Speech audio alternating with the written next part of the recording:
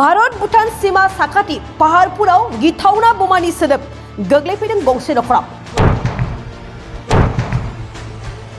मागो दमासिनि रंजानाय समावनो गिथावनायै गंसे नखराव गोग्लैफैदों थरसे बमानि थुख्रा।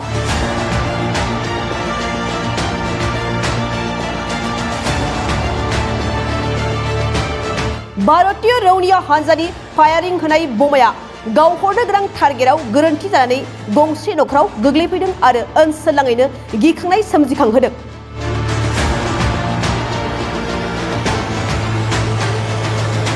बे जाथाया जादों तामुलपुर जिल्लानि भारत भूटान सीमानि 1 नं पाहाड़पुर गामियाव।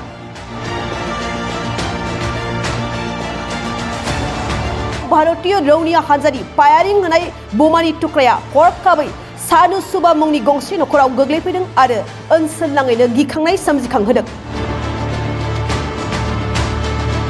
जोबोद गिथावना बमानि थुख्रा गोग्लैफैनायाव रावबो सुबुंफोरानो खहा जायाखैबाबो गिखांनाय सोमजिखांहोदों। मख'नो नांगोनदि बेफोरबायदि जाथाया सिगाङावबो पाहाड़पुर ओनसोलावनो गोबां जालांबाय आरो सुबुंनि जिउ खहा खालामबाय। 8 বাজি 8:30 তার ফায়ারিং বোমা মারছি। বোমা মারিখিনি ইয়াতে আমি বহি আছিলো। বহি থাকাতে আর এনেকে কিবা উৰিখিনি আহিখিনি ইয়াতে লাগছি। আমি ইয়াতে চাহ খাইখিনি বহি আছিলো। আমি গমেই পোৱা নাই, পাছতে ওচৰত ফুটাতে গম পালোঁ। টিন ফুটি গৈছে, তেতিয়া আমি গম পালোঁ আৰু কি কৰিম আৰু দাউৰিলোঁ আৰু আমি উপায় নাই দাউৰিখিনি গেলোঁ আৰু ঘৰতে। ঘৰত আমি 6-7-8 জন আছিলোঁ, বহি আছিলোঁ, চাহ খাই আছিলোঁ, চলি পলি আছিল। চলি পলি লৈখিনি বহি আছিলোঁ আমিও। বহিখিনি আৰু চাহ খাইখিনি আমি আৰু ইটোতো পৰিছি আৰু আমিও কিবা উঠিখিনি গিলোঁ আৰু যেনে কিবাকে বাচিলোঁ। আমি ইয়াতে বহুত মানুহ আছিলোঁ, কুৰমাগিলা আছিল, আলহী খাৱা মানুহগিলা আছিল। যেনে তেনে আমি বাচিলোঁ, বাচিখিনি বহি ইফালে ঘৰত গিলোঁ, চাহ পানী খাই আছিলোঁ আমি।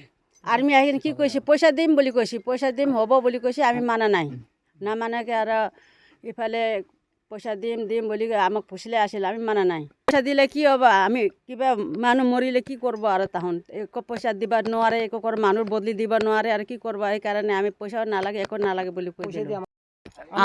আমি বিচাৰোঁ শান্তি আৰু যোনটো আৰ্টিষ্ট ফায়াৰিং আছে, বোমা যোনটো মাৰে সিহঁতে এইটো চেফটি কৰিব লাগে, বন্ধ কৰিব লাগে। সিহঁতৰ ফায়াৰিং য'ত সুবিধা সিহঁতে তাতে মাৰক।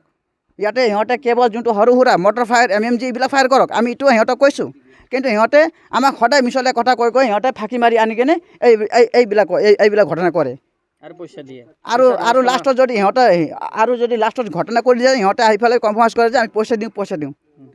আমি পইচা নলওঁ, আমাক জাষ্টিছ লাগে, আমাক ন্যায় লাগে যে সিহঁতৰ ৰেঞ্জটো আমি হটাব লাগে। অলপ আগতে ক'লোঁ, আমি এই কৰ্ণেল আছিল সিহঁতৰ, তেখেতক ক'লোঁ, এইটো ৰেঞ্জ অফিচাৰ নেকি, তেখেতক ক'লোঁ। তেখেতে ক'লে आइंदा ऐसा नहीं होगा, हम लोग वो शिफ्टिंग कर देंगे। थुनलाइयारि बिथिङाव फिन गोजोनथाव रादाब लानानै फैदों बिटिआर सरकारा। गोजोननि नोगोर क'क्राझाराव फिन खुंजानो थांगासिनो 3थि थुनलाइयारि फोरबो। सोलिफु जानुवारि दाननि फैगौ 27, 28 आरो 29 जानुवारियाव सानथामनि हाबाफारिजों खुंजागोन 3थि क'क्राझार लिटारारि फेस्टिवल एबा 3थि क'क्राझार थुनलाइयारि फोरबो। बिटिआर सरकारनि बानजायनायाव सिगां बोसोरफोराव खुंबोनाय बायदिनो देग्लायबो बिटिआरनि गाहाय राजथावनि गोजोननि नोगोर क'क्राझारनि सान्दामारियाव थानाय बड'सा कालचारेल कमप्लेक्सआव सानथामनि हाबाफारिजों खुंनो लादों 3थि क'क्राझार लिटारारि फेस्टिवलखौ। सिगां बोसोरफोरनि बायदिनो बे खेबावबो हादरनि गुबुन गुबुन रायजोफोरनि खना खनला थानाय हारि हारिसाफोरनि खन्थाइगिरि थुनलाइगिरिफोरजों लोगोसे गुबुन बायजो हादरफोरनिफ्रायबो गोबां मुंदांखा लिरगिरि, थुनलाइगिरि, सोलोंथाइगिरिफ्रा बाहागो लाफैगोन।